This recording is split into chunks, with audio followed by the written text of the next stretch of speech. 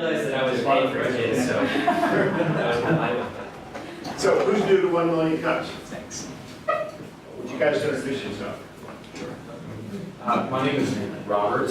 I'm an MBA student last semester, and yeah, I heard about this. You're here, and so Great, welcome. We'll have you guys here. Matthew Lawrence, I work at Triple Nine.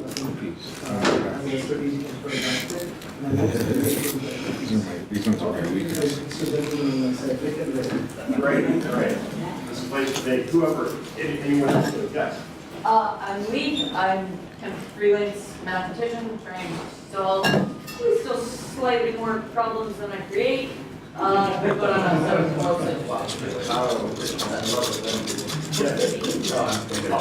That's it? Nobody else do? Oh, you back. Hey, I'm Sally Hatcher. Yeah, my Welcome. company, thank you. My companies are Precision Photonics and Biodiagnostics here in town. And I'm now the Commercialization Academy Director up at CU. So we're super excited to be seeing what you're doing and what we're doing on campus. Great, thank you for coming. Well, I'm Jim Steer, myself and Ian Kulias here, the organizers here at 1 Million Cups.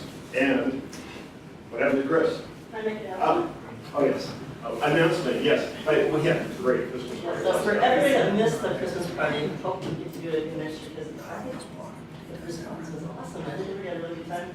So we had lots of leftovers because now we And we will probably have a summer party as well. Yeah. So the way to get to these parties is to attend 1 million cups so that we can get, because that allows us to sort out of our list and do a kind of regulations thing that allows us to serve alcohol. So all you guys that signed up for 1 million cups today, great. Those who didn't, you'll have to get on these lists.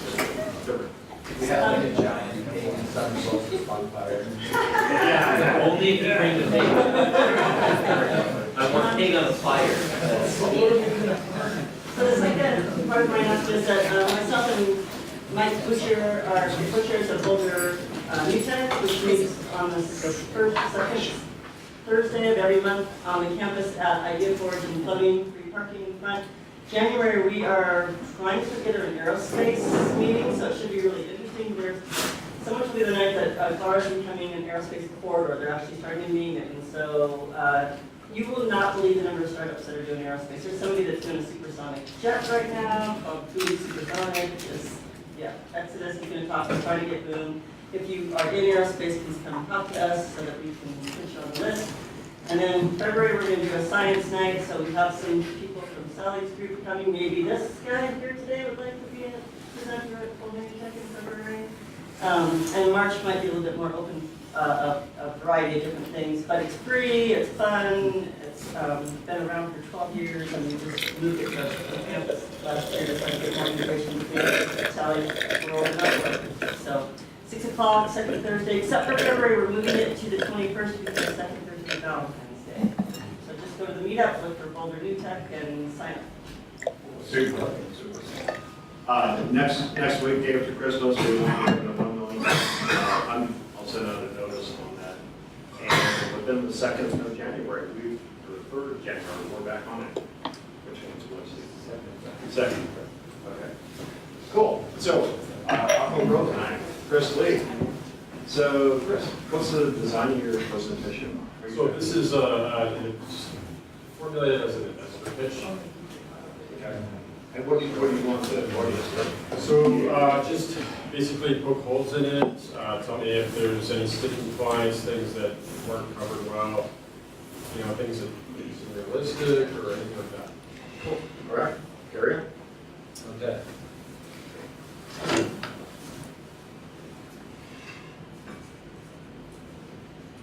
On August 2nd, 2014, the city of Toledo, Ohio issued a warning to its 500,000 residents, telling them to not drink or bathe in their tap water until further notice. Later that day, 60 people were hospitalized with stomach pain. And then the governor issued a general state of emergency. The cause for this general mayhem was what's called a harmful algae bloom, or HAB. Turns out that algae blooms have huge economic impacts. Real estate values at one small lake dropped $48 million, or 30%, from a single event. The tourism industry in the US loses $1 billion each year. Fishing can get devastating, and the remediation costs for all these blooms can be astronomical. There's also serious health complications, both for humans and for animals. These include respiratory illness, liver, nerve, and kidney damage, paralysis, and yes, unfortunately, even death. Such as one instance in Brazil, where 47 people were killed from a single event. All told, a study by the United Nations concluded that $14 billion of worldwide annual costs are caused by HABs. And what we've been finding when we talk to stakeholders, both in the public sector and in the private sector, is that they are more than willing to pay to get any kind of information that would help mitigate these blooms. In fact, the study said that the number one action items to address HABs right now are monitoring and prediction. And there's a good reason for that, which is that algae grows so fast that by the time you can see it, it's already on an exponential, very rapid growth rate. So it really is key to get in there early with detection and even prediction. That is why we are building the Algae Tracker. We start with an IoT sensor buoy that gets deployed in the water and tracks 7 key parameters. These are transmitted to the cloud where we apply machine learning and predictive analytics.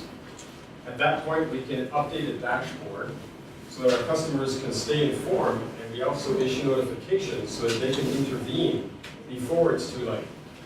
An example of that would be a drinking water company, reservoir company, that could inject targeted doses of an algaecide in small amounts rather than huge amounts later when it's too late. There's billions of dollars that are lost to this problem every year. And make no mistake, this is a worldwide global problem. There's over 200,000 key sensor locations where this service is needed right now. And the thing is, this number is growing because of either rising temperatures or increased nutrients in the form of pollution.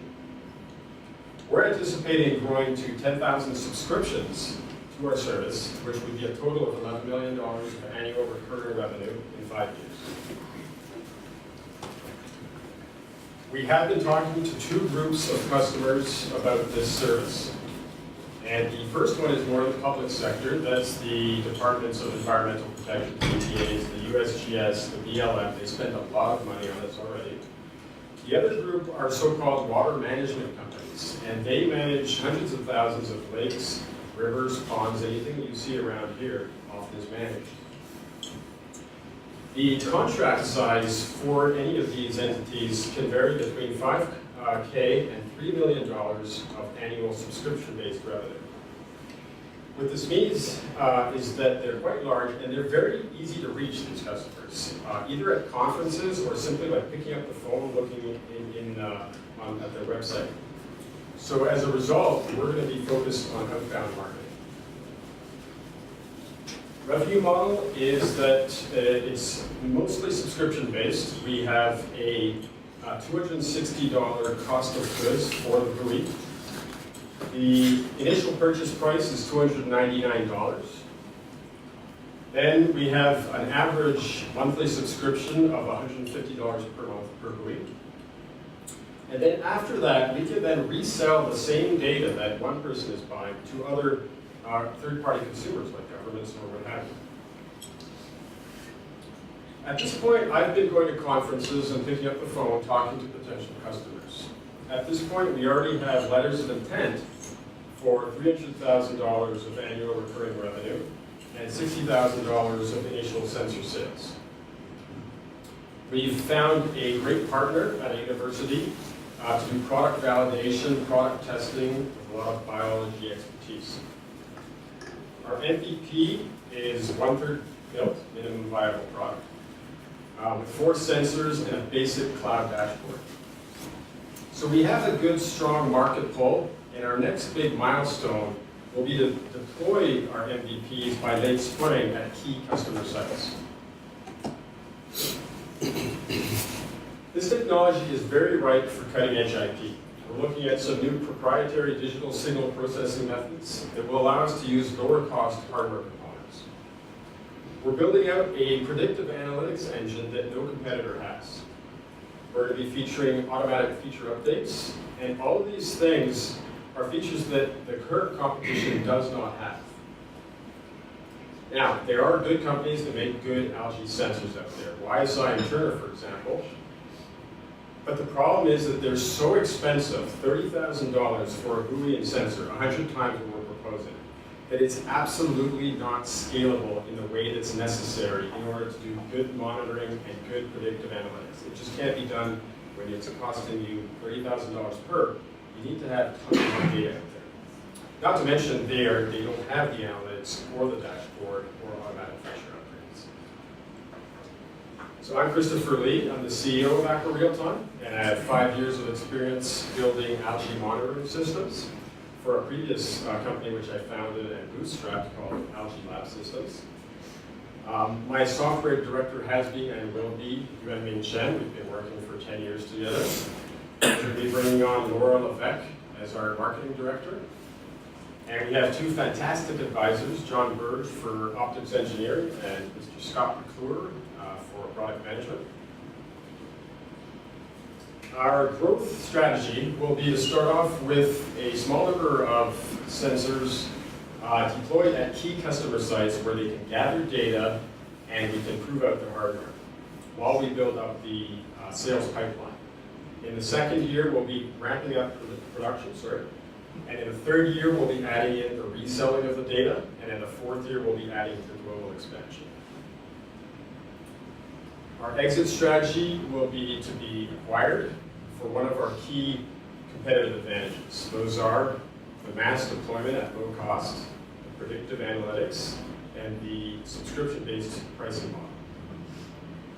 There are 3 companies that are systematically buying up. That are aggregators of water-related startups. Those are GE, Danaher, and Xylem. Since we're projecting annual revenues of $11 million in 5 years, using a 4x multiplier for subscription-based services, that would be a $44 million valuation. Algae blooms are increasing in severity and frequency as time goes by all over the world. Customers have made it very clear that they're waiting for a subscription-based service that would provide prediction and monitoring so that they can mitigate the effects, the negative effects of these algae blooms. Because of our understanding of both the technology and the markets, Aqua Real-Time is poised to be a premier provider of this service. We hope that you'll join us in helping to build it out. Thank you.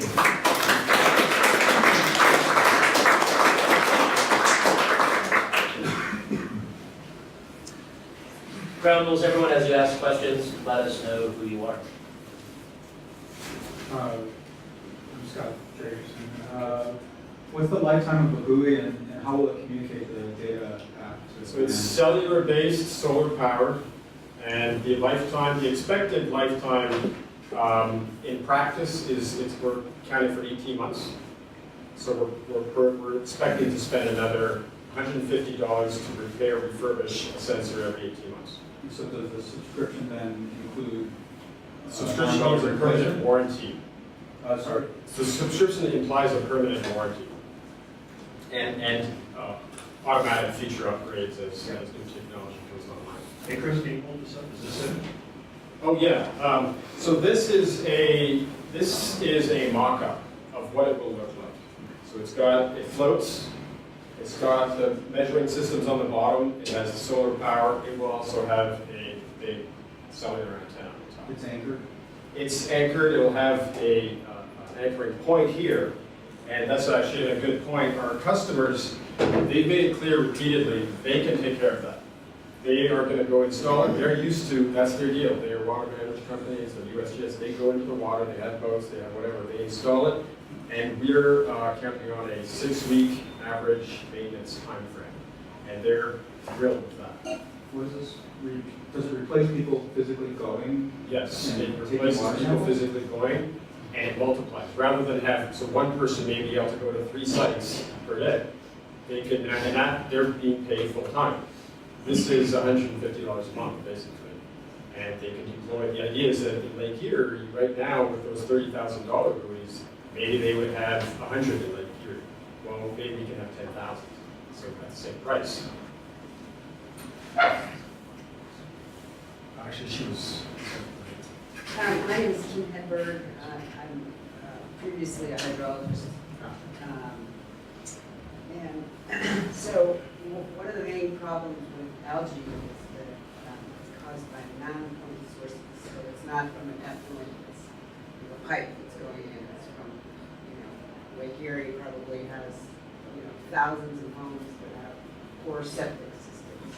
So how is your system going to, I mean, I see you're going to predict things, but Well, so how is this actually going to help? So your point is that if there's sort of a randomized inputs to the system, how do we predict it? Is that the idea? No, once you predict it, I understand that you can say, oh, okay, we're getting a big slug. Okay. How is this going to help agencies or water Yeah. remediation actually do something about it? Okay, yeah. So as far as what we're going to do about it, basically, there's a couple of things. First of all, there's small point sources like houses. I'm not really sure what the solution is there. But there's a lot of behavioral changes that can be made. And one important thing to remember about the business of this business is that regardless of whether we can do prediction and prevention, even if we can't do that, there's still a huge demand for this regardless. They want to know, okay, it's bad today, don't go out there. Or even if we have some blooms that are predicted that are not these scattered, more difficult things, you can oftentimes say, well, let's do, for a fishery, maybe we harvest this week instead of next week. So if you can change anything about, there's a lot of different human behavior changes that can be done. So I was just going to say, this is awesome. I think generally what I look for in a pitch. Oh, I'm Ian. I'm the guy who presented. And he made my letters of intent. So. Yeah. So I'm Ian. I'm an attorney at KO. I buy the orange juice. Yeah, like things are priority. So the things that I generally look for are, what is the problem generally speaking, and who are the people who feel it? You sold me on the general problem. I know what your customer looks like because I kind of understand what's going on, but you might want to highlight that a little bit better. And you have a couple key data points that you scattered throughout this that I think that you could coalesce to do that for you. At the end, you have your 3 competitive advantage links. And this is all being recorded, so don't take notes, just watch it later. But you have the 3 that you said, the subscription model, lower cost, better data, I think those are your 3. Subscription model. Yeah. Huge deployments. Yeah. And predictive analytics. Yeah, okay. So take those, move them earlier up in the presentation, and use that to say what this specific customer, give us a case, right? You said there were 200,000 locations. Give us one of those and say, so open exactly what you open, but then say, for example, this one company manages this one body of water, and 2 years ago they had an algae bloom. It cost their fishery business $400,000. We solved that problem for people like them using these 3 things. Let me tell you about the rest of it. But that's it. I think other than that, I think this is a really good pitch. Okay. Business model wise, I don't know why you're charging for the sensor. If it's only $300 and you're charging $150 a month, I would just. That was our original plan, not to charge for the sensor. I just eat the cost and get Right. people using it. There's, yeah. Anyway, Yeah. that's a whole nother. People don't care about that $300. Well, if they really don't care, if it's not a very good option, obviously capture it. Yeah. But I would just be prepared to trade that away very quickly. If You know, add 10 bucks to the cost, to the monthly cost. Go ahead. I'm Rick Brennan, an investor. I've spent most of my life in the sensor to actually. Yeah, we will. Yep. And I've got a couple of questions, quick ones. I understand what you're doing. I think the presentation was good, flowed well. You hit all the high points. I think that in the value equation, you might be missing a substantial amount of value. So what we've learned in the sensor world is that selling sensors is a tough market to prove value because you're not solving a problem, you're detecting a problem. And so I grew up in the state of Maine. In Maine, if anybody knows about Maine, zillion small lakes, almost all of them. A fair percentage are privately owned. This is a massive problem that's getting worse and worse and worse as people put camps on lakes. Algae blooms are deadly out there. Solving that problem, I know for a fact, my sister has one of the houses on one of these lakes. The people that own the properties there have not a clue how to solve the problem. If somebody came in and said, we'll put these sensors out, we'll detect when you're getting ready to have an algae bloom and let you know, that would be somewhat valuable. If you told them, we're going to detect the conditions of moving toward an algae bloom and here are the mitigation options and our partners will mitigate. Absolutely. The value there is, I would guess, 2 orders of magnitude higher. Yeah, and so what do you think of this? Our idea was, one of our ideas was to have it be basically a lead generation tool for the mitigators. So we would, they would install it, and then as soon as they would get the notifications just as well as the customer.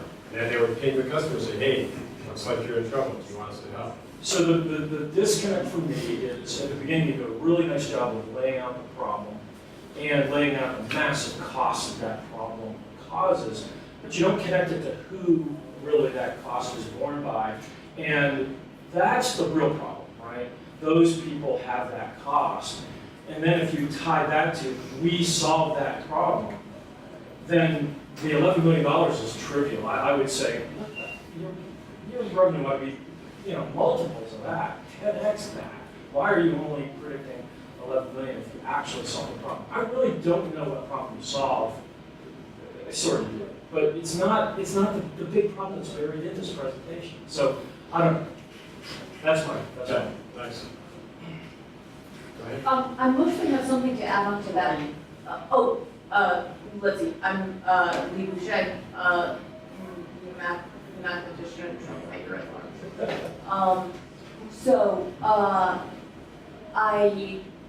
That was, I thought, a very good summary of, I thought you laid out the problem very well.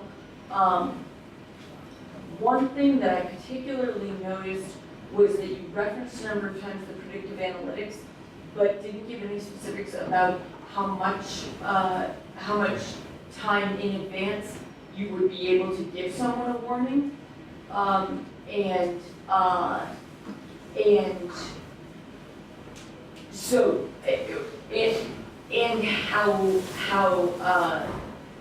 sensitive or specific, how many false positives or false negatives you expect to get, and how confident you are in those. I know there are, when you were talking about the value of even just being able to monitor an algae bloom as it's developing, it sounds like that is a value, but there may be a competitor in that space, in that I know there are several companies deploying geo-orbiting satellites to monitor crop growth and stuff. And those would be, we can use their data, it's readily, it's available, we can use that as part of our analytics. And also we can be corroborating ground points for them. So one of our selling points, we can sell data to them. They can be a recent rebuyer of the data because they want to validate their measurements. And they're very limited in a number of things. As far as predictive analytics, that's a good point. It's kind of the Wild West here. People are trying to do this. Anything that you get is better than nothing at this point. And the main thing is that there's not enough data out there. There's not enough of these monitoring points causing inputs to a machine learning algorithm. So we don't have the ability to train these things. The first step is really to get all that data out there and that's out of the bin and start training the analytics. Then we'll know better how much we can go. A good starting point would be a week. That'd be great. Sure. Yep. Susan Krausen, 5%. I think your pitch is enough to get an investor interested and get to the next step. So I'm going to talk about the next step questions I think are going to start coming up.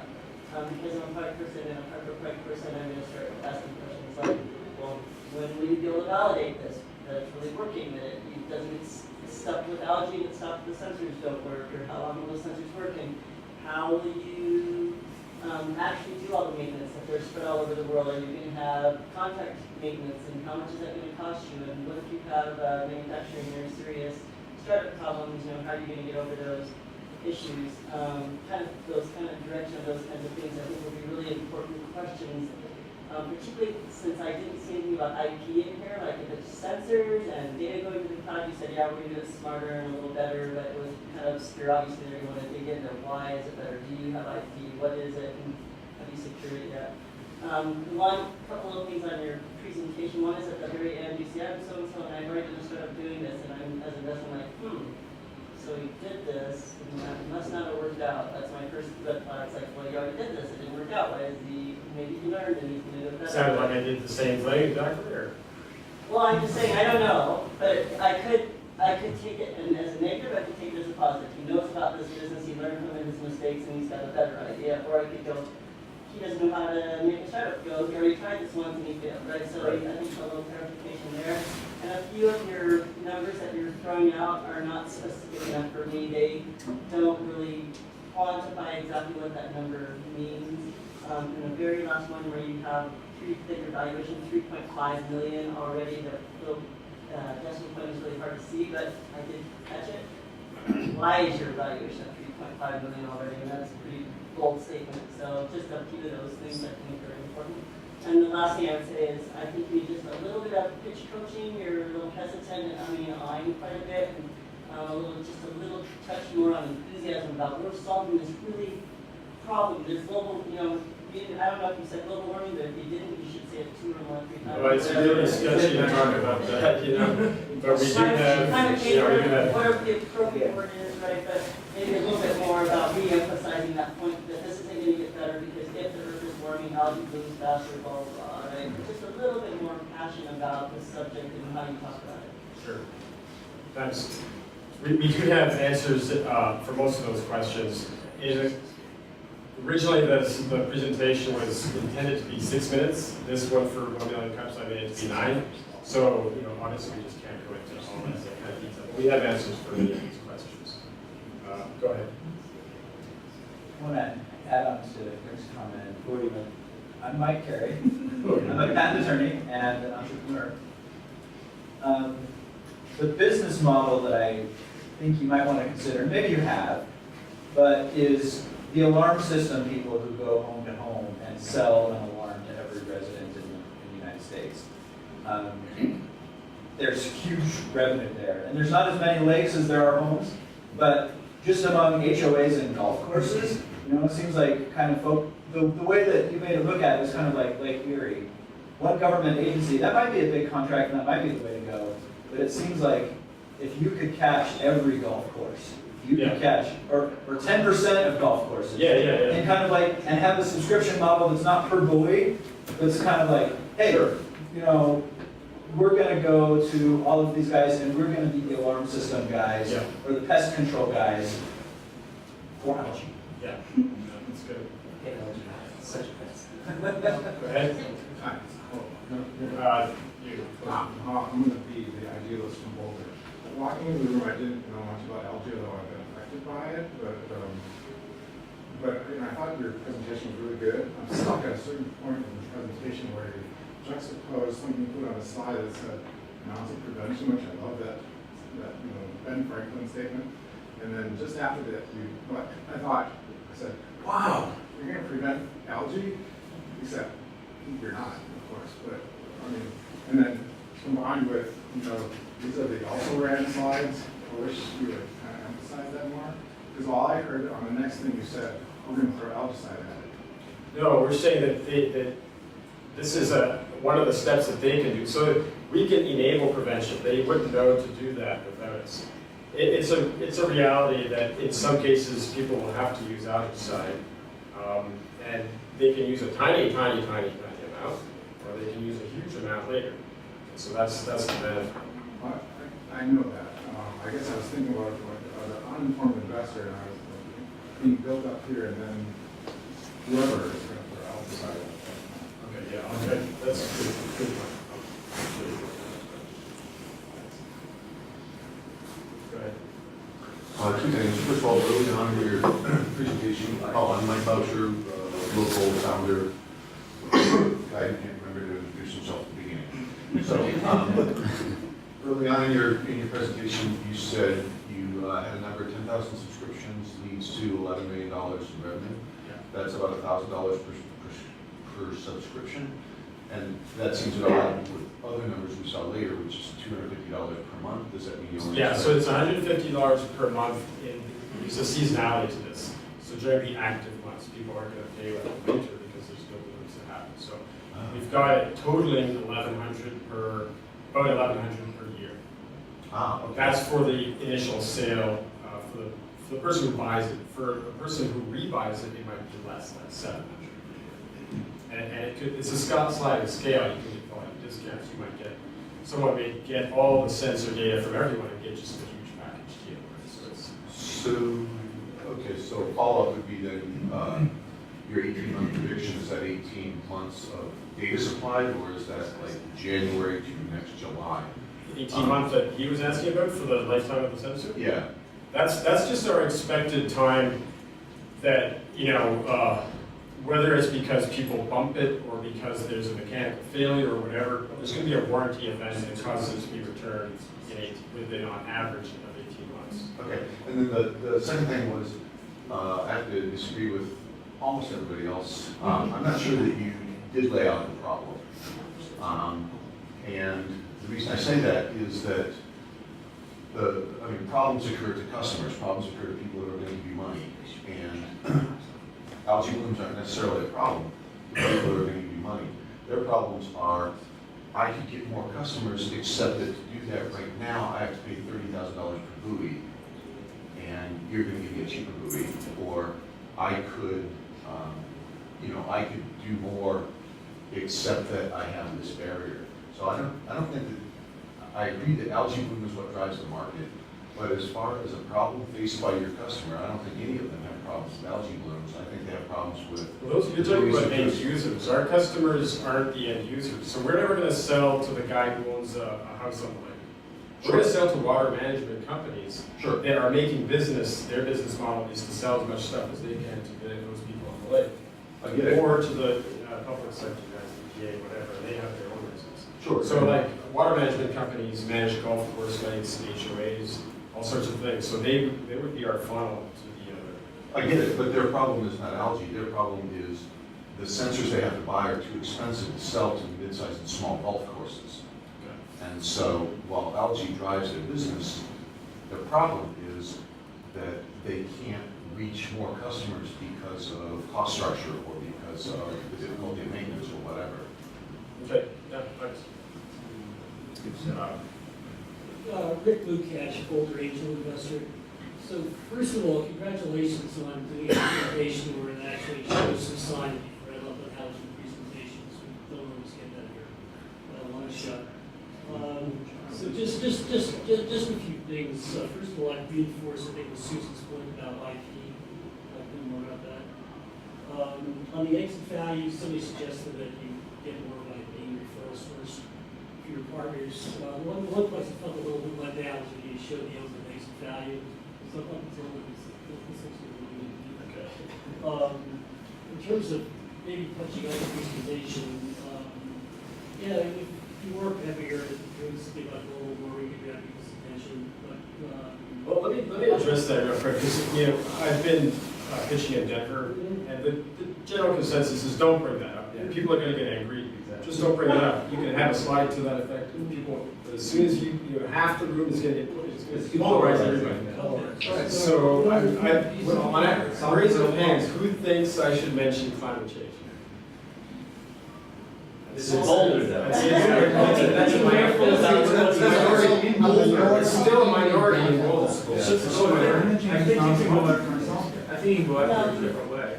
If you show a chart of algae blooms are increasing in frequency, you don't have to tell people. Yes, that's the real thing. I think you addressed all this. So that hits it without being politically. Yeah, and that's what I didn't have that chart, but that's kind of what I've been doing. Mentioning the temperatures, mentioning the pollution, but not actually going into. Well, yeah, that's it. Yeah, all right, guys, back to Rick. I don't think you're done. Okay. Okay. My name is Drew Pazman. I'm the founder of a sports social network called Sports Day. Also looking for a full-time sales job. So. That question is, you're pre-MVP. I was wondering how you have $300,000 annual recurring revenue. Letters of intent for annual recurring revenue. Very well drafted LOI. Good. I mean, it's lit. People are I'm gonna say, you should never say, that 300,000, that's what I've got. Honestly, I stopped trying because when I got to 300, I said, that's not the problem now. Now I need to do other things. But it could, at this point, very well be 500. So how far are you from that MVP and how many? So that's the key point here, is we want to make an MVP and we need the funding to do so. So it's to get to an MVP, we're gonna need 3 months of time to do the work.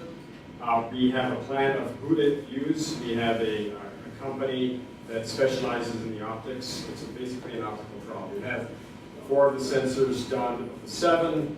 There's sort of basically 5 done.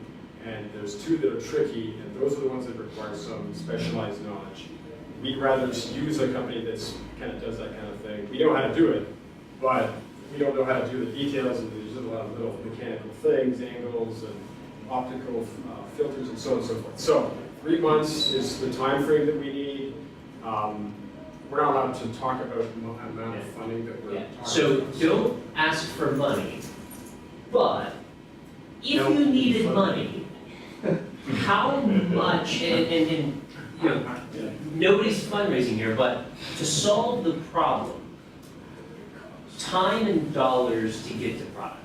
To get to an MVP and I've talked to customers, they're okay with what I'm proposing as the MVP. It doesn't have certain things, for example, the brushes to clean it for biomethanol. So we're saying 150 just to get the MVP. There's no marketing in it. This is raw, barrel, foot to the pedal development work, and then a month to really test it out. So 250. 4 months, and so 150 if you want to round it up to 250. I'll just round up by at least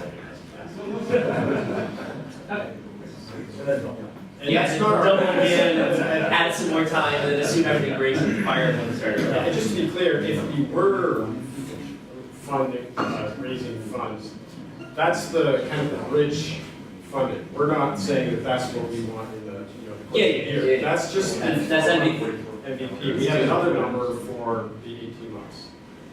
I was just going to recognize Sally, she's had her for a while. Oh, I'm sorry. Sorry, I've got a product question for you. So Okay. I looked on your website yesterday, and it looks like you're doing 7 different sensors, but none of them are actually biological. So it doesn't look like you're actually measuring bacteria. As they're biological, we're measuring the green algae via chlorophyll A.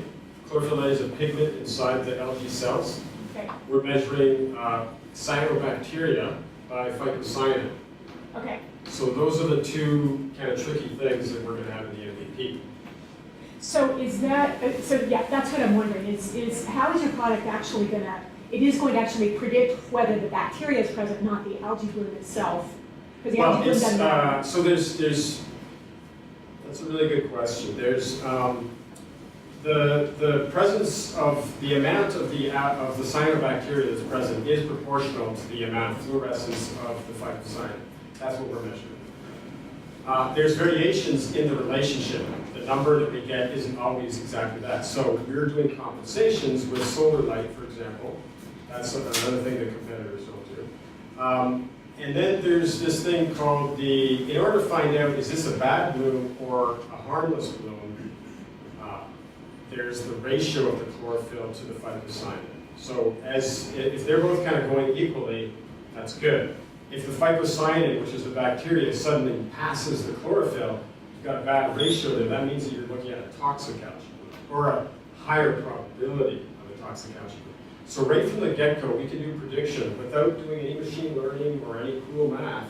We can just look at that ratio and say, hey, it's changing, be careful. You're looking at a kind of, there could be microsystem in there, or... So you're actually providing a probability that there's a I real issue. wouldn't call it that. I wouldn't say a probability, that's too far. A trend. But we're gonna have, kind of like a color-coded thing that says it's more risky now. Okay. And as time goes by, we'll have more and more information. Maybe at some point we'll be able to call it a probability. So I have become skeptical about your business model. I'm not worried about it because I think you have a really good thing here, but I'm thinking about the numbers now. So you have a customer, it's $1,000 basically a year, over 6 months.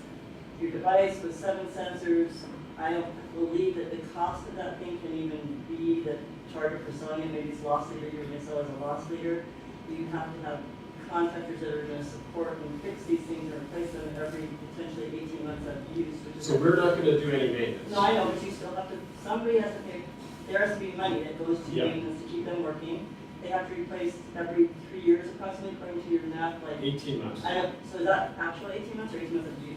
18 months of, time. Okay, so that's only 1.5 summers of use Yeah. each time. And you're only charging $1,000 a month for that. I don't even see how you can cover your manufacturing costs, your support costs. No, I mean,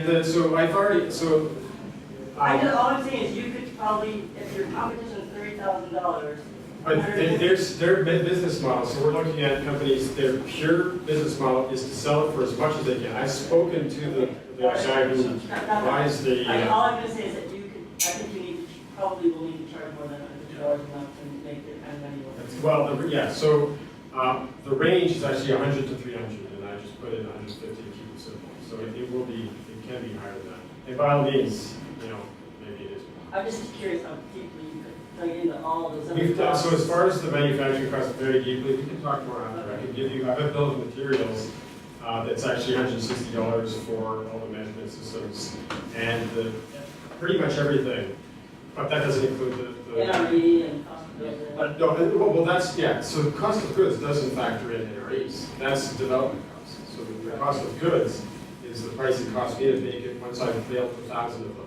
We're budgeting for 800 per in the first round of 100. I think Susan's point is that if your BOM is 160, your pricing is out of whack, and I think I agree with that, but that's just more. You'll figure that out once you start doing it. Well, I'd like to figure out where he uses money, so I just I want to go back to the value proposition because I still think there's some fuzziness there. If you believe the problem is, the true problem is either early warning so that the kids in summer camp don't go into the water and get sick, or even better, that you can provide early warning so that you can do mitigation, then you have a really strong value proposition in the method that you're using with some advanced sensors and artificial intelligence. And I think you can couple those things together and say, we start out of the block being better than our competition because of these things. We can provide an earlier look at what's happening so that there's time to do the things that are truly valuable. And then over time, because you're using the cloud to aggregate lots and lots of lakes and ponds, and looking at the time to multiple algae bloom events so that you can really get predictive analytics going, that you're going to get better and better and better, and you're going to separate yourself from the competition. So I think that that there's a chaining of really narrowing in on the problem, the true value problem, and then saying, here are the things we're doing that make us more competitive in that space.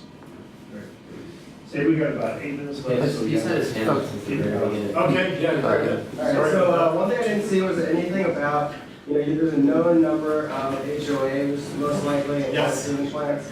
I didn't see anything about your plan to acquire these customers and why you're going for a monthly fee with, you know, what's most likely like a permanent operation. Like, I don't get why you're not going yearly or multi-year. Oh, no, it could be absolutely yearly for sure. But Oh, sorry, I'm Ian Carlson. I'm a product designer and entrepreneur. Yeah. The reason that I put a monthly rate up there is just to keep it real simple and make a presentation on it. Sure, yearly, absolutely. And HOAs, yeah. I mean, that's Scott McClure, who's sitting right next to you. He's been instrumental in designing this the product and the market value. And so his original problem was with an HOA. And so water management companies, we don't talk to HOAs. We would talk to water management companies. So this is kind of an unknown entity out there, but any body of water that you see, it's not managed by them. It's managed by water management companies. They manage hundreds of thousands of lakes, rivers, ponds, estuaries, coastal areas, you name it, and HOA is included in that. And so that's who we talk to as the water management companies. It's very easy to talk to them. You just pick up the phone, and they, basically the bigger they are, the more they jump on board. A small company, they don't really want it. It's too much for them. Well, any kind of a medium or larger, they're on board right away. Well, kind of the question, or the thing I was sort of pointing out was that, you know, there's no information on your, you know, how you're going to acquire X number of, you know, of these water treatment facilities, and like, what's your capture rate over the next like each year? How many you're going to capture? How much is it going to cost per customer? Oh, the cost of acquisition. Yeah, we don't have a cost of acquisition, and honestly, you're totally right. And it's just been so, it's, you know, I'm not the best salesman in the world by any stretch, but I can go to conferences and I can go to call people on the phone, and they're open to the idea right away. There isn't, I'm not going to say it's, you know, there's no cost of acquisition. There's obviously a substantial cost of acquisition, but it hasn't been that. I think an interesting data point, and tell me if this answers your question, is this data point that you have, LOIs, what's your hit rate? Is this 700,000 of ask produce 300,000 of sign, or is this 500 million This of is ask? probably, so I started making calls maybe 3 times a week for an hour a day. I did that in July and August, and maybe half of September. So maybe there were 20 hours plus 2 conferences. So that's 20 hours and 2 conferences. And that 300, that doesn't include about 100 more that I haven't finalized with. How many calls though? Is this 50 customers? Is this 10 customers? Is this 1,000 customers? Oh, how many calls? That is one customer who just said, I want 250 of them whenever you can supply them. The rest, the other 100 is about, you know, the other 100 are scattered, average size of about 20. That's a really interesting data point. Yeah. That you should be thoughtful of, but also you might want to make sure investors understand, because they might be pissed later if they say, wait, 300, that sounded to me like 50 customers is actually 3. So you might break that out. But So what's good or bad here? Is it more customers? so landing one deal is one data point, which means it could be anomaly, not trend. But if you say this is 50 people averaged $3,000 or $4,000 or $10,000, that for me as an investor, that's much more interesting. This 10, that's about 10 on 10. 10 out of 50 calls? Calls? Well, including calls where I get an answering machine, or? Where you talk to someone. Where I talk to people. Like a connected call. Oh, connect call, probably. Like, I'm thinking 25. right? Like when you look at your Salesforce pipeline, you say, how many people do I have to call to produce how many dollars of revenue? I think you're digging too deeply there. The thing as an investor that I really care about is, are those channel partner deals or are those end customer deals? These are channel, these are all Big channel, difference, yeah. right? And all B2B. You didn't say channel partner or channel strategy or anything in the entire pitch. Yeah, I don't even And as an investor, I really look for that, right? If you, because startup companies have trouble getting customers. If you're going to a channel partner, there's a 10-to-1 ratio. They already have a relationship with their customers. Make sure that's in there. Does that go back to that slide that you had up there with the 300K? Okay. So just like to hear, these look like channel partners, right? The EPA. Yeah, I get that, but Okay. that one, this is proof of market entry with channel partners. Virtually no startup company that I see has that. It's huge. That solves this huge problem of how are you going to get to market in the beginning? Because that's where most Thank you. companies fit. It's good to, I see there's a lot of these blind spots that I don't, never even heard of channel partners, so. That's what you're doing. When you're talking about automated something, that's channel. Got it. Yeah. Let's get you Okay. back. Oh, I'm sorry, yeah. Hey, yeah, I'm Joel, largely in the mobile app space, but I also work with a company that does IoT-enabled underwater cameras and science nodes in the marine environment typically. So, Very cool. kind of related though to the technology side. I'll skip the question about what parameters you measure because she kind of already you covered that a little bit. But I was just curious with the water management companies right now. I missed the part about if there's any current treatments that they do. I don't know if it'd be preventively. Do they do like maintenance doses of algicides and things that might, be already an expense for them that they could reduce or cause ecological or health concerns to the consumers? A slew of things that they do. One is copper. One is aeration. We put a pump at the bottom and they run it, and that costs money. They have to have people safe going out there. So we can reduce their costs. We can reduce their number of trips. We can, if they have a plan with a customer that's $20,000 a year, those they would want, and it's a fixed cost to keep the place clean. They'll pay for it themselves, and so that they can reduce the impact on the customer too. So yeah, there's things that they can do. And I mean, to your point too, can we get to the point where we have an automatic control system that we give the data and they turn on the machine? Maybe. We don't want to, that's not part of the initial business model because that's not something that we want to risk messing with right now because what if it goes wrong about 2-3 years down the road? Quite possibly, Yeah, okay. Maybe we can talk offline too about the I MVP. would love to talk about that. Last comment, Kim. I wonder if you might have any trouble reselling your data. Some of these big companies might say, this is my data and I want to resell that. Yes. So we have, basically we're going to say, our typical rate is $150 a month. And maybe that's wrong, maybe it'll be $250. Then if you want to hoard your data and not let anybody get at it, it's $500. You can do that, you can own it, that's fine. But we can't make any money off it, so we're going to charge you double. So it's up to you. How is our data sold? Is it aggregated and sold, or is it, Well, we're going to have a big database, and we'll have an API, and they'll just pull it from the API. I just mean if it's point data on a lake, who else is going to buy it other than the water management company that's The government, like this. These are basically these are sensors that tell you about climate change. I mean, this measures algae is proportional to the effects of temperature and pollution. You can find out about all sorts of things. Not to mention, we can add on more sensors if someone wants to tag along. So there's I can talk more about that. We are out of time. Thank you, audience.